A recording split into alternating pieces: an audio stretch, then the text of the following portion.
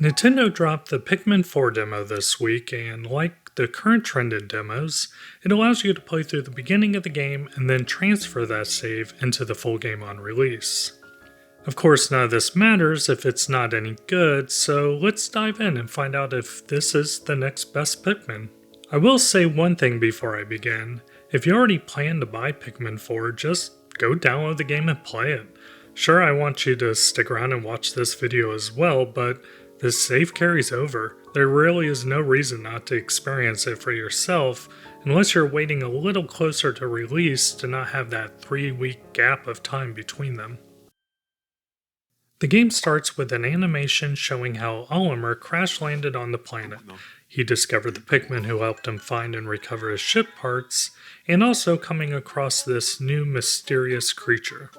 At first I was a little confused since it looks a lot like Oatchi The Space Pup, which I assume Oliver knows exists since they are part of the rescue corps. But actually going back and looking at him again, he does have a leaf on his tail, so maybe that's enough to confuse Oliver? I don't know. Maybe I'm reading too much into this. Anyways, you play a small section of the game as Oliver, and he finds the interstellar radio he uses to call for help. The rescue corps hears this distress call and starts heading towards the planet, when they too run into trouble and crash land. This leaves you, the sole remaining person and rookie of the rescue corps, to head to the planet and save everyone.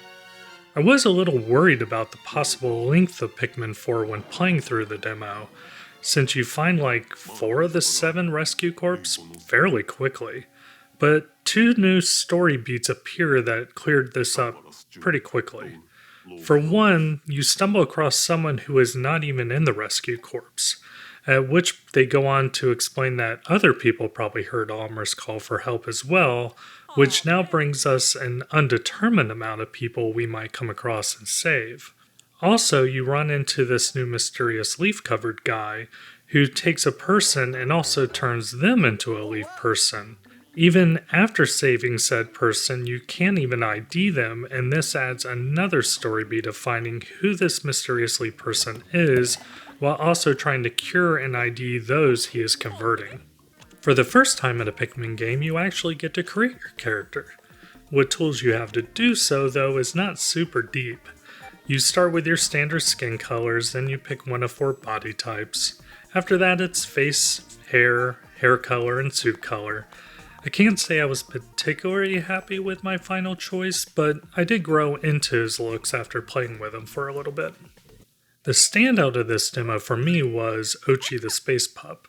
I love mounts in games, and he is that and much, much more. I was honestly surprised how much more fun he made the game for me.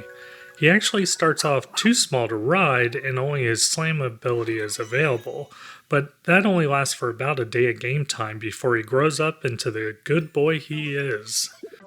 When riding him around, the Pikmin will also jump on for the ride. The levels feel fairly large, and he makes getting around them feel much easier. Also, when you come across an enemy, you can slam into them with Oatchi, and your Pikmin will then jump from him onto the enemy to start their assault. You can also use his slam ability to knock items off walls and ledges. Oatchi can also move items and dig out items like Pikmin, and he has a command window where you can have him sniff out specific things on a level for you. On top of that, Oatchi has a whole upgrade system where you can upgrade the commands he has access to, his strength so he can carry back heavier items, learning new skills like healing, plus when I maxed out a skill, it opened up a new skill, so it seems like it could be even a lot more than we initially have access to. You'll find these diamond-looking items in piles on the level that, when returned back to your base by Pikmin, turn out to be a clay-like substance that can be used for building. As you do so, you'll learn that you can use them to finish building incomplete structures in a level to continue on, and also one of the rescue force members will use them to make new upgrades and usable items for you. The upgrades are permanent when unlocked, and they need to be equipped.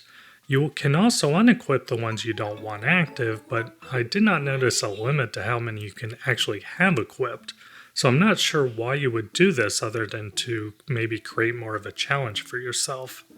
The upgrades available to you in the demo was a scouting drone to check out the level from above and get a good lay of the land, and also a charging horn that would allow you to send selected Pikmin towards an enemy without throwing them one by one.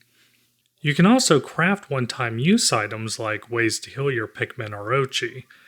It seems like over time the lab will offer more upgrades and items to craft, and the first time you unlock a new item, it will give it to you for free to try out. I'm always a fan of crafting systems in general and seeing new items pop up to make over the course of a game, so I think this is actually a pretty nice addition to Pikmin.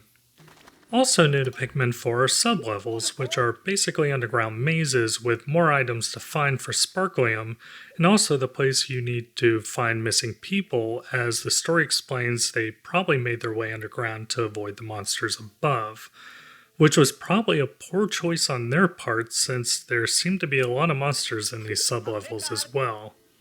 When entering a sublevel, you can pick which Pikmin to take with you and leave behind without having to go back to your base. Any Pikmin you find in the level will add to your party, letting you have more Pikmin than you can normally command while in it. But once you leave, you again have to trim your party back down, sending any remainders back to the base. For example, in one of them I went in with my max of 30, but had a party of 50 by the time I hit the exit, at which point I had to pick 20 of them to send back to the base before leaving. The sublevels have light puzzles in them in their pathing and usage of Pikmin. I ran into spots where I had to leave Oatchi behind since he could not climb, and would then have to find a path to open up so he can continue forward. Outside of that, it seems like more of the same, but it's not necessarily a bad thing. The sublevels do have themes to them and are often how I found a majority of my new Pikmin variant types until opening up the ability to create them above ground. I think the deepest one in the demo was about 2 levels, which I could see them easily being more than that as a way to pad out the game time. It will tell you when you 100%ed them though, which is nice. Dandori Challenges are tied into the story as a way to save people from the clutches of this new unknown menace covered in leaves. When you start a Dandori Challenge, you cannot bring any Pikmin with you, and you have to start building out your Pikmin party when the round starts. Basically, this is a 1v1 challenge of who can gather the most items or dead enemies in the level before time runs out. I will say right away that I hated the split screen they do here. It limits your visibility and I honestly see no point in it. If the point is to see what the other guy is doing and react to it, I feel like they could have done that better having my full screen available to me. Maybe this changes over the course of the game if these levels get bigger, but I only have the demo to go off of here. As you try to pick up items and return them to your base, monsters are constantly respawning, and you have the risk of the mysterious other player also sending his Pikmin or Space Dog your way to knock you out or steal items from you. The Dandori Challenge was fine and a bit chaotic. I'm not sure how I really feel about it overall though, since this is just a taste of what to expect, but I did not think it particularly added anything great to the Pikmin experience overall.